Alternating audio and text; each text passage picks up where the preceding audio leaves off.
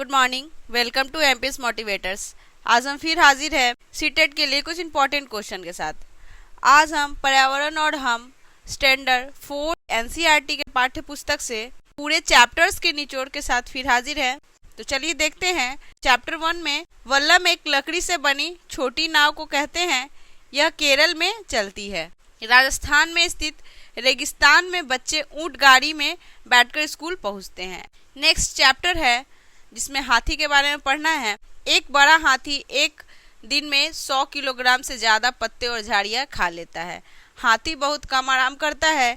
यह दिन में 2 से 4 घंटे ही आराम करता है, 2 से 4 घंटे ही सोता है। हाथी को पानी और कीचड़ से खेलना बहुत भाता है। इससे उसके शरीर को ठंडक मिलती है। हाथी के कान पंखे की तरह होते हैं। गर्मी लगने पर हाथी अपने कान हिलाकर हवा करता है। 3 महीने के हाथी का वजन 200 किलोग्राम होता है। हाथियों के झुंड में केवल हथनियां और बच्चे रहते हैं। एक झुंड में 10 से 12 हथनियां और बच्चे होते हैं। बुजुर्ग हथनी झुंड की नेता होती है। हाथी 14 से 15 साल तक ही इस झुंड में रहते हैं, फिर वे झुंड को छोड़ देते हैं और अकेले रहते हैं। अब नेक्स्ट चैप्टर जो है वो 4 है, उससे रिलेटेड कुछ इंपॉर्टेंट टॉपिक। खेजड़ी के पेड़। खेजड़ी के पेड़ राजस्थान में जोधपुर के खेजड़ली गांव में मिलते हैं। यहाँ के लोग विश्नोई कहलाते हैं। यहाँ शिकार व पेड़ काटना निषेध है। ठीक है।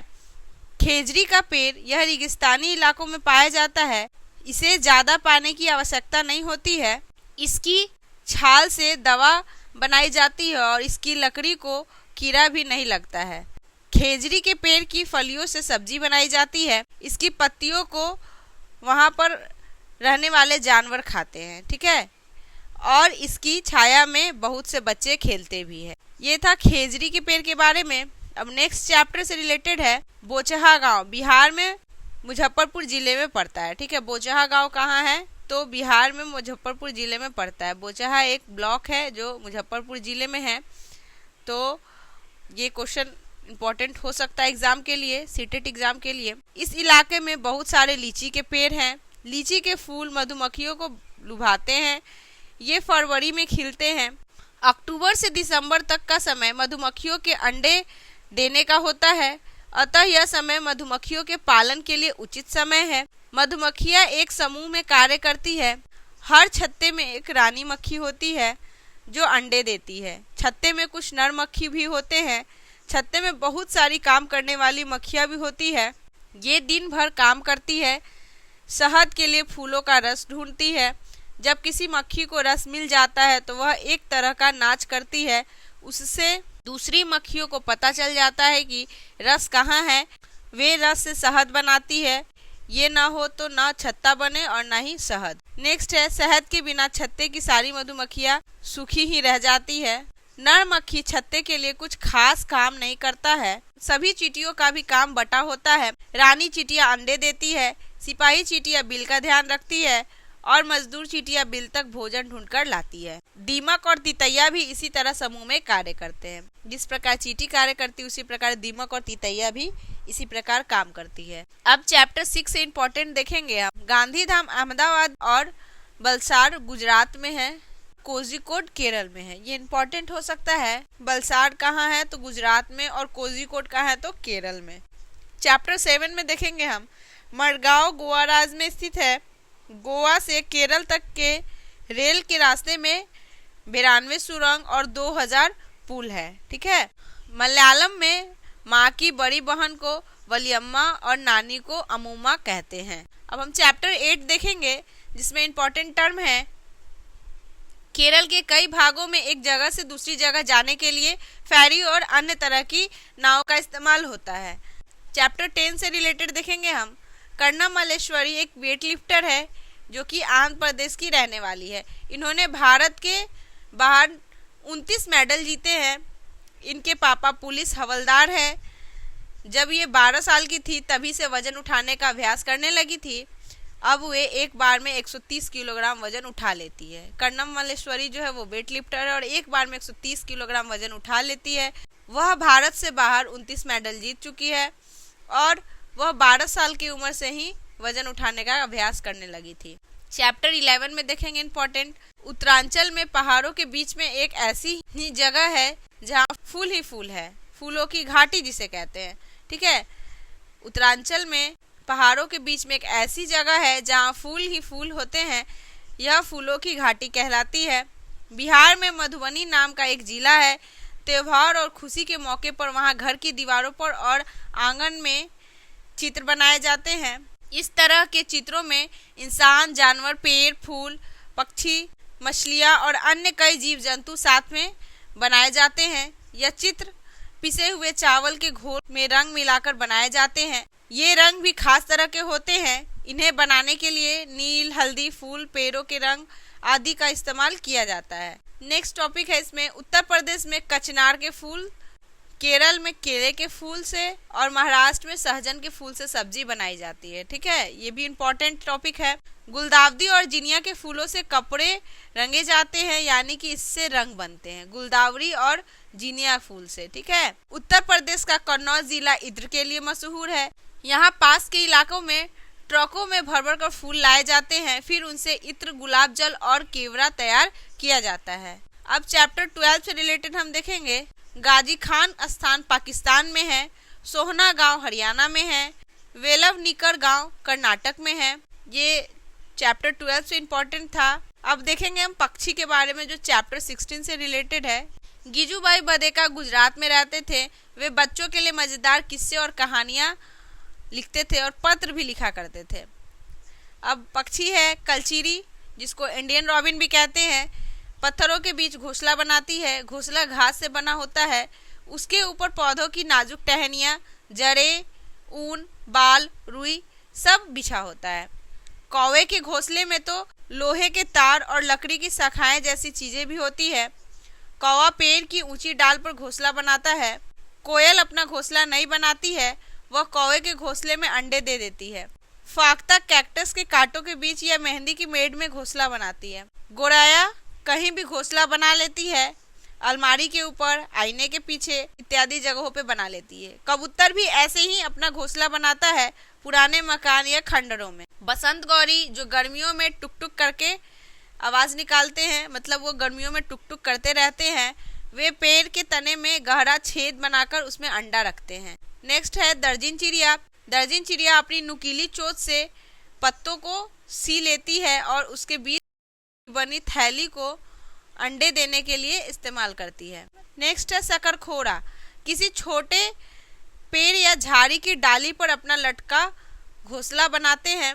शकरखोरा जो किसी छोटे पेड़ या झाड़ी की डाली पर अपना लटकता घोंसला बनाते हैं। घोंसला बाल, बारीक घास, पतली टहनियाँ, सूखे पत्ते, रुई, पेड़ की छाल के टुकड़े और कपड़ों के चिथड़े से बना होता है। यहाँ तक कि इसमें मकड़ी के जाले भी होते हैं। वीवर पक्षियों में सभी नर वीवर अपने अपने घोंसले बनाते हैं। मादा वीवर उन सभी घोंसले को देखती है और उसमें से जो अच्छा लगता है उसमें ही अंडा देती है। पक्षियों के कई दुश्मन हैं, मनुष्य और दूसरे जानवर भी। कौवे, गिलहरी, बिल्ली और चूहे मौके देखते ही अंडे चुरा लेते हैं, कई बार घोंसले को भी तोड़ देते हैं। अब है गाय। गाय के आगे के दांत छोटे होते हैं। पत्तों को काटने के लिए, घास चराने के लिए पीछे के दांत चपटे होते हैं। बिल्ली के दांत नुकीले होते हैं जो मांस फाड़ने और काटने के काम आते हैं। सांप के दांत होते तो नुकीले हैं, पर वह अपने शिकार को चबाकर नहीं खाता बल्कि पूरा निगल जाता है। गिलहरी के दांत हमेशा बढ़ते रहते हैं। दांतों से काटने और कुतरने के कारण इनके दांत घिसते रहते हैं। अब एक नोट है जो कि इम्पोर्टेंट है। कुछ पक्षी हमारी तुलना में 4 गुनी अधिक तक देख सकते हैं, जैसे चील, बाज और गिद्ध। चील, बाज और गिद्ध जो है वो हमसे 4 गुना अधिक दूरी तक देख सकते हैं, ये भी इम्पोर्टेंट है। अब है चैप्टर 18 से रिलेटेड। नल्ला मड़ा आंध्र प्रदेश में है, बाजार गांव महाराष्ट्र में है, कफ परेड मुंबई में है, होलगुंडी गांव कर्नाटक में है। ये इम्पोर्टेंट है, इसको याद रखिएगा। अब चैप्टर 10 से रिलेटेड हम देखेंगे। बरगद के पेड़ की लटकन जिस पर बच्चे झूलते हैं, असल में इसकी जड़ें हैं। वे टहनियों से निकलती है और बढ़ते बढ़ते जमीन के अंदर चली जाती है। ये मजबूत खंभों की तरह पेड़ को सहारा देती है। अब है रेगिस्तानी ओक नामक पेड़ ऑस्ट्रेलिया में पाया जाता है। यह बहुत लंबा होता है और पत्तियां बहुत कम होती है। इसकी जड़ें जमीन में बहुत ही गहरी जाती है 30 पेड़ जमीन में लिटा दिया जाए उतना गहरी, जब तक कि पानी तक न पहुंच जाए। यह पानी पेड़ के तने में जमा रहता है। जब कभी इस इलाके में पानी की कमी हो जाती है तो वहाँ के लोग इसके तने के अंदर पतला पाइप लगाकर पानी निकाल लेते हैं। अब नेक्स्ट चैप्टर है 20 नंबर चैप्टर 20 से रिलेटेड टॉपिक है बिहू त्योहार। असम में चावल की फसल कटने के बाद मनाया जाता है। इस त्योहार पर बिहू नृत्य भी होता है। बिहू से पिछले दिन की शाम को उड़क्का कहते हैं। बोरा और चेवा चावल के दो प्रकार है जो पकने के बाद चिपचिपे हो जाते हैं। इससे असम में खाया जाता है। बोरा चावल चिपचिपा होता है और चेवा चावल को कढ़ाई में पानी रख के और उसमें चावल रख के केले के पत्ते से ढक के पकाया जाता है। नेक्स्ट अब 23 नंबर चैप्टर है जिससे इम्पोर्टेंट टर्म है मुख्तारपुर गांव आंध्र प्रदेश के पोचमपल्ली जिले में है। पोचमपल्ली जिले में ज़्यादातर परिवार बुनकर है। इस बुनाई को पोचमपल्ली के नाम से पहचाना जाता है। चैप्टर नंबर 24 जिससे इम्पोर्टेंट टर्म है मलयालम में चिटप्पन चाचा को और कुंजुम्मा चाची को कहते हैं। चेन्नई से कोची ट्रेन से जाने पर 12 घंटे लगते हैं।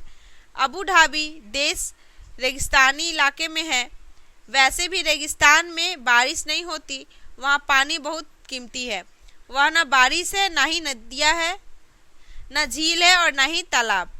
जमीन के नीचे भी वहाँ पानी नहीं है। यहाँ की स्थानीय भाषा अरबी है। अबू धाबी में रुपए को दिरहम बोलते हैं, लेकिन वहाँ रेतीली जमीन के नीचे तेल होता है, इसलिए वहाँ पेट्रोल आसानी से मिल जाता है। वहाँ पेट्रोल पानी से सस्ता है। अबू धाबी में सिर्फ खजूर के ही पेड़ दिखाई देते हैं क्योंकि वही एक ऐसा पेड़ है जो वहाँ उग सकता है।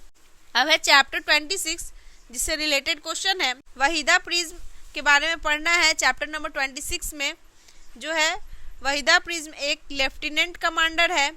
ये भारतीय नौसेना में डॉक्टर है और नौसेना के समुद्र जहाज पर काम करने वाली गिनी चुनी महिलाओं में से एक है। ये महिला एक ऐसी पहली महिला है जिन्होंने एक पूरी परेड की कमान संभाली। ये जम्मू कश्मीर के राजौरी जिले के बहुत से छोटे गांव थाना मंडी नामक गांव में रहती है। प्रिज्म से तात्पर्य यह है कि वो 7 रंग दिखलाता है। एक टॉपिक ये भी है चैप्टर नंबर 26 में कि प्रिज्म से क्या तात्पर्य है। तो प्रिज्म का एक खास बात है कि वो 7 रंग को दिखलाता है। अब है चैप्टर 27 जिसमें है स्किटपो पुल। स्किटपो पुल गांव लद्दाख में है। लद्दाख में माँ को अमाले और पिताजी को आबाले कहते हैं। आज के लिए इतना ही। तब तक आप हमारी वीडियो को देखें, लाइक करें, कमेंट करें और हमारे चैनल एमपीएस मोटिवेटर्स को सब्सक्राइब करें।